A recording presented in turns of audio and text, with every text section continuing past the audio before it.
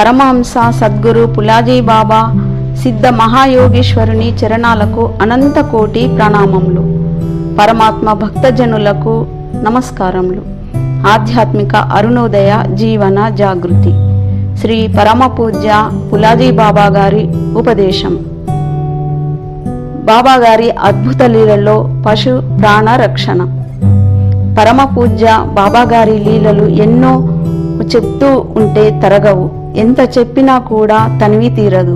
కానీ ఈనాడు పరమహంస సద్గురు పులాజీ బాబా గారి అద్భుత లీలలు కల్లారా చూస్తున్నాము. మరియు కొన్ని మాత్రమే అనుభవంలోకి వస్తున్నాయి. మరియు చాలా చాలా అద్భుతాలు కూడా భక్తులకు జరిగాయి కూడా. ఒకసారి బాబా గారు భోజనానికి కూర్చున్నారు.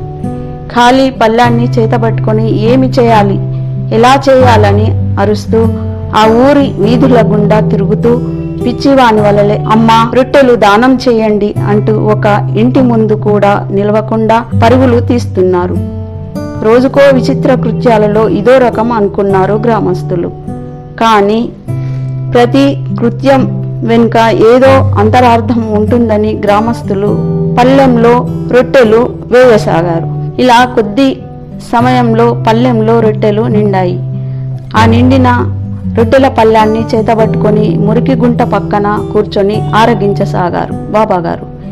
ఇలా 2 రొట్టెలు తిని గ్రామస్తులను పిలిచి ఈ రొట్టెలన్నింటినీ ముక్కలుగా చేసి మన ఊళ్ళో ఉన్న పశువులన్నింటికి తినిపించండి అన్నారు బాబాగారు. గ్రామస్తులు అలాగే బాబాగారు చెప్పిన విధంగా పశువులన్నింటికి తినిపించారు. బాబా గారు ఇలా ఎందుకు చేస్తున్నారో ఇది ఎవరికి అంతుపట్టడం లేదు. గత వారం రోజులుగా ఆ గ్రామంలోకి పశువులకు మహమ్మారి వ్యాధి సోకింది. దీని కారణంగా ప్రతినిత్యము 4-5 పశువులు మరణించేవి. బాబాగారు ఇచ్చిన ఆ రొట్టెలు పశువులకు తినిపించిన తర్వాత 2వ రోజు నుండి పశువుల మరణం పూర్తిగా తగ్గిపోయింది. బాబాగారి ఇచ్చిన ఆ రొట్టె ముక్కలే దివ్యౌషధంగా పనిచేశాయేమో. ఆనాటి నుండి పశువులకు సోకిన మహమ్మారి పూర్తిగా తొలగిపోయింది. ఇలా బాబాగారి మహిమలను గురించి చెప్తూ ఉంటే అవి తరగవు. ఎన్ని వర్ణించినా కూడా అవి చెప్పడం కూడా కొన్ని చెప్పవలసి వస్తుంది. అందుకే బాబాగారు దివ్య శక్తులను ప్రాప్తించుకున్నారు. అంతఃకరణ శుద్ధితో సత్యం ధర్మం విడనాడక ఏ కార్యం చేపట్టినను సఫలీకృతులవుతారని బాబాగారు బోధిస్తారు. బాబాగారి దర్శనం ద్వారా స్పర్శ దృష్టి అభయాస్తం ద్వారా సర్వ పాపాలను సర్వ దుఃఖాలను పారద్రోలును. అజ్ఞానాంధకారంలో ఉన్నవారిని తన దివ్య శక్తితో సంస్కారవంతులుగా తీర్చి సన్మార్గంలోకి తీసుకువస్తున్నారు బాబాగారు. భగవద్గీతలో శ్రీకృష్ణ భగవానుడు అర్జునుడితో ఇలా అన్నారు: యోగి రూపం అత్యంత శ్రేష్టమైనదని, యోగి లేకుండా అంటే గురువు లేకుండా జ్ఞానాన్ని పొందలేమని అన్నారు. పరమహంస పులాజీ బాబా గారు సాధారణ మానవుడు కాదని, పరిపూర్ణత నిండిన నిత్య సిద్ధుడని, భూమిపై అవతరించిన ఈశ్వరుని దూతయని గుర్తించాలి. శ్రద్ధ విశ్వాసాలే పరమార్థ మార్గానికి సోపానాలని బాబాగారు బోధిస్తారు. విశ్వమే ఈశ్వరుడని, విశ్వంలో చరాచర జీవులన్నీ ఈశ్వర రూపాలే అని, మరియు ప్రతి జీవిలోనూ ఈశ్వరుడు ఉన్నాడని బాబాగారు బోధిస్తారు. అందరితో సమదృష్టి కలిగి ఉండాలని, అందరి హృదయాల్లో జీవించాలని, అన్ని జీవాత్మలను తన ఆత్మగా పరిగణించాలని బాబాగారు భక్తజనులకు బోధిస్తుంటారు. అందుకనే మీరు ధ్యానం చేయండి. ధ్యానం ద్వారా జ్ఞానము తెలుస్తుంది. సద్గ్రంథాలను చదవండి. సద్గురు బోధనలను విని ఇతరులకు తెలియపరచండి అని బాబాగారు భక్తజనులకు బోధిస్తూ ఉంటారు. జై సద్గురు పులాజీ బాబా, సబ్ संतन की जय। तो वहाँ गया, अभी रोया वैसा रोते रोते क्या होगा, देव देव बोल के सब चिल्लाया। तो पुजारी था, ये ध्यान उतर गया। तेरे पास क्या है बोला, तू तो नंगा है बोला, तू क्या मेरे को, तेरे को कौन मांग रहा बोले, मैं मांगने वाले को मांग रहा बोले। ये बीमारी जाते बोल के मेरे को गाँव वाले लेके गए, उसके साथ झगड़ा करा उन्होंने। तुम्हारे पास क्या है, तेरे को कौन मांग रहा, तू तो भिखारी यहाँ का। तो ऐसे बोलते उस गाँव वाले क्या बात कर रहा। मैं बोला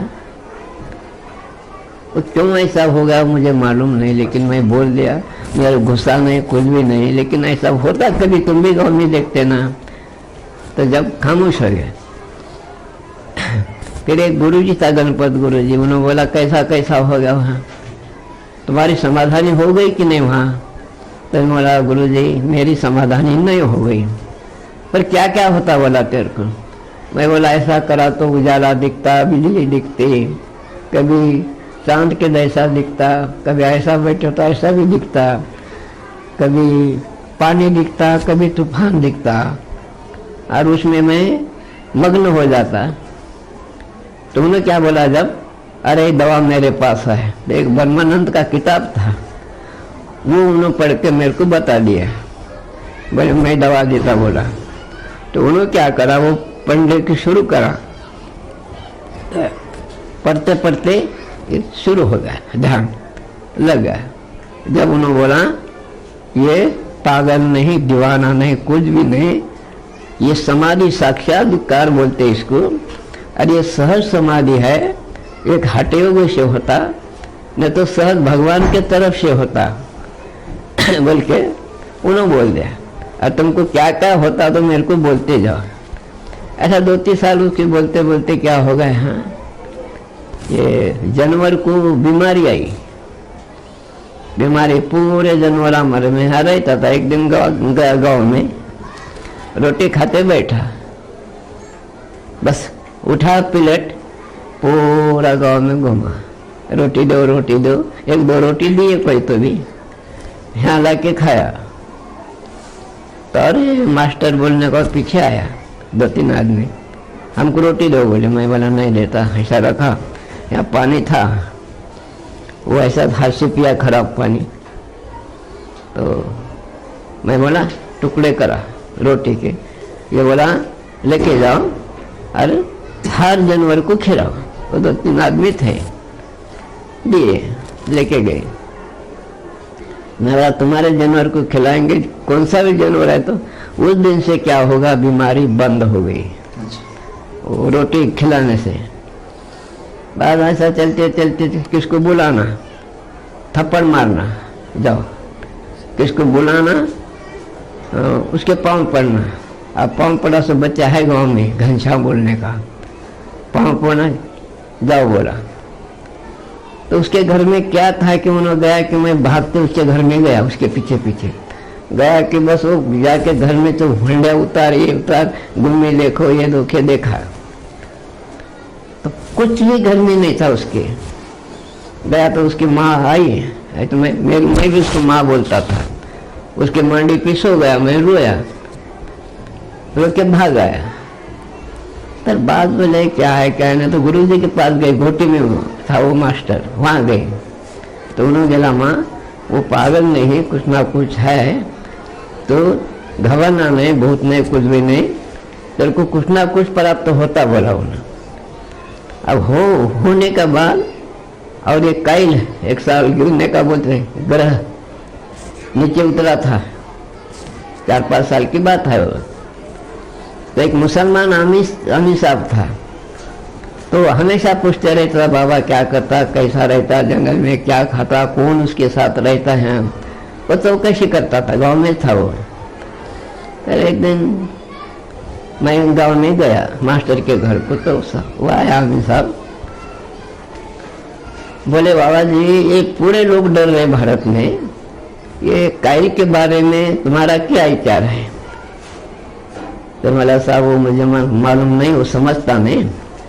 तो गुरुजी का पहले रह जाओ ना गांव में। मैं बोला ठीक है।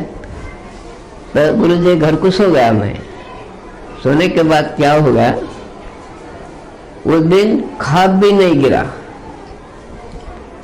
अच्छा बुरा खाब भी नहीं गिरा। उठ के बैठा तो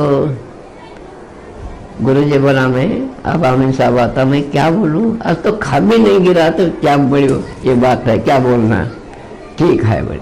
उतने में आया बोला क्या गुरुजी आए बैठे, तो उन्हें आए बराबर क्या बोलता था, शुरू करो बोलता था बातें। तो मैं ऐसा बोल के बैठ रहा, अब भी बाबा बोले, मैंने कहा खा भी नहीं गिरा तो साहब को क्या बोलना है, तो उन्होंने क्या बोला, खाप नहीं गिरा, नहीं बोले। मास्टर बोले डरने की बात नहीं, डरने की बात ही नहीं, कुछ भी नहीं होता बोले। तो मैं बोला क्यों ऐसा हो, तो उसमें थोड़ा मेरे को आनंद मालूम होगा। उन्होंने बातें पूछने के बंद कर दिया। तो बोले अपने भारत में ऐसे महात्मे हैं, एक ग्रह नीचे गिरने का आना और ऊपर जाना बोले तो बहुत बड़ी बात है। बोला उन्होंने कि अपने भारत में महात्मे की शक्ति है, वो आए तो भी ये यहाँ गिरने का है, तो अपने दृष्टि से पहाड़ से वो पहाड़ के ऊपर डाल देते। बोले जब मैं रोना आया, वो बात सुने के एकदम रोना आया। देखो बोली ये है बोले। तो ऐसे कुछ बहुत हो गए जब से पूरा अब ये काम चालू है। अब कितने लोग साक्ष्य, लाखों साक्ष्य ले सकते इसके बारे में, अब ज्यादा बोल नहीं सकता। एक मिनट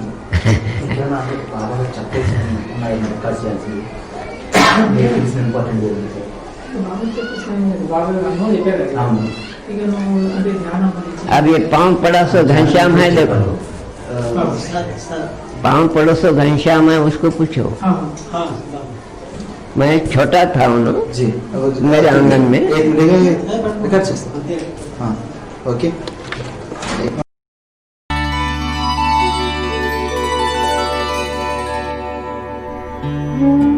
సద్గురు శరణం.